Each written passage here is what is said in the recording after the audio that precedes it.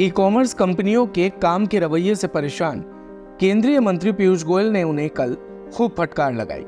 Amazon पर बरसते हुए उन्होंने कहा कि कंपनी इन्वेस्टमेंट करके भारत पर कोई बहुत बड़ा उपकार नहीं कर रही है।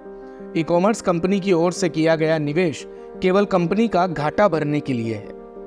उन्होंने ई कॉमर्स कंपनियों की वजह से छोटे दुकानदारों को हो रहे नुकसान का भी जिक्र किया, लेकिन फटकार के बाद आज मंत्री जी का तेवर और तरीका दोनों ही बदले बदले नजर आए। उन्होंने सफाई देते हुए कहा कि भारत ई कॉमर्स कंपनियों के खिलाफ नहीं है, बल्कि हम चाहते हैं कि वे निष्पक्ष और ईमानदार रहें। ऑनलाइन कारोबार करने वालों को प्रतिस्पर्धा करने का उचित अवसर सुनिश्चित करने की आवश्यकता है। गोयल ने ई कॉमर्स कंपनियों की बाजार खराब करने वाली कीमतों और देश में छोटे खुदरा विक्रेताओं पर पड़ने वाले प्रभाव के बारे में चिंता जताई थी। उन्होंने अपनी आशंकाओं को सार्वजनिक रूप से भी व्यक्त किया और ई कॉमर्स क्षेत्र के बड़े पैमाने पर वृद्धि के साथ बड़े सामाजिक व्यवधान की चेतावनी भी दी।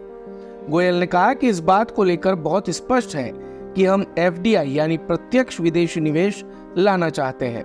हम प्रौद्योगिकी को भी आमंत्रित करना चाहते हैं। हम दुनिया का सर्वश्रेष्ठ चाहते हैं और हम ऑनलाइन के बिल्कुल भी खिलाफ नहीं है।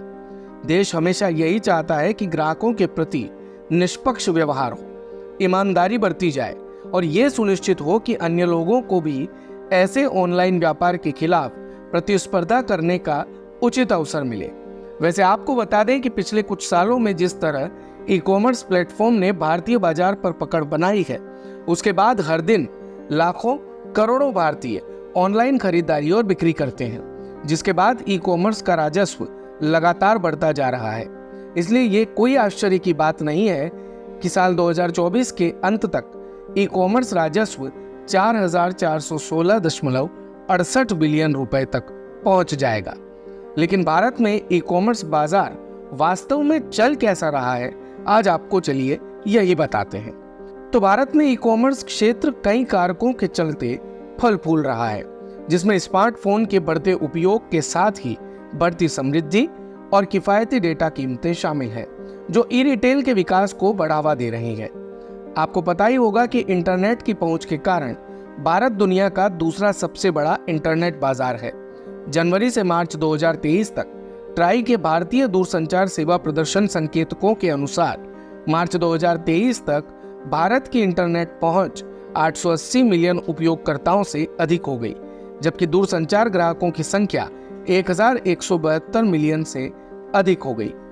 उधर भारत के ई कॉमर्स क्षेत्र के 2024 में 4,416.68 बिलियन रुपए तक पहुंचने की उम्मीद है, जिसमें 11.45% की वार्षिक वृद्धि दर 2029 तक 7,591.94 बिलियन रुपए तक पहुंचने की उम्मीद है।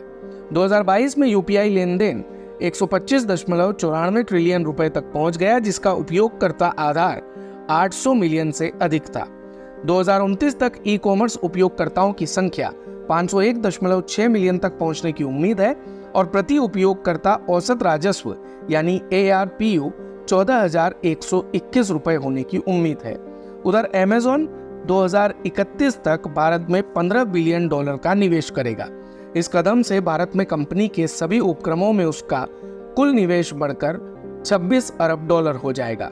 कंपनी ने साल 2025 तक भारत में 10 मिलियन छोटे व्यवसायों को डिजिटल बनाने, $20 बिलियन के निर्यात की सुविधा प्रदान करने और 2 मिलियन रोजगार के अवसर पैदा करने की भी कसम खाई है। फ्लिपकार्ट की मूल कंपनी ने भारत में 722 करोड़ रुपए का निवेश किया है। ई कॉमर्स उपभोक्ताओं को ऑर्डर जल्दी से शिप करने और ऑनलाइन शॉपिंग के लिए श्रेणियों में से चुनने की सुविधा देता है। आगे के अध्ययनों से ये पता चलता है कि भारत भर के सभी पिन कोड ने ई कॉमर्स को अपना लिया है। 60% से ज्यादा लेन देन और ऑर्डर टीयर 2 शहरों और छोटे शहरों से आते हैं। ई कॉमर्स में उछाल टीयर 2 और टीयर 3 शहरों में उल्लेखनीय रूप से महत्वपूर्ण है, जहां लगभग आधे खरीदार रहते हैं, जो प्रमुख ई रिटेल प्लेटफॉर्म पर हर 5 में से 3 ऑर्डर में योगदान देता है। लेन देन मूल्य के मामले में इलेक्ट्रॉनिक्स और परिधान ई कॉमर्स बाजार का लगभग 70% हिस्सा है। इसके अतिरिक्त ई कॉमर्स के भीतर उभरती हुई श्रेणियों में एड टेक, हाइपर लोकल सेवाएं और फूड टेक शामिल है। दिन भर की सारी अपडेट्स के लिए सब्सक्राइब करें भारत कवरेज को और हाँ, बेल आइकन दबाना ना भूलें ताकि आप रहें अपडेटेड हमेशा।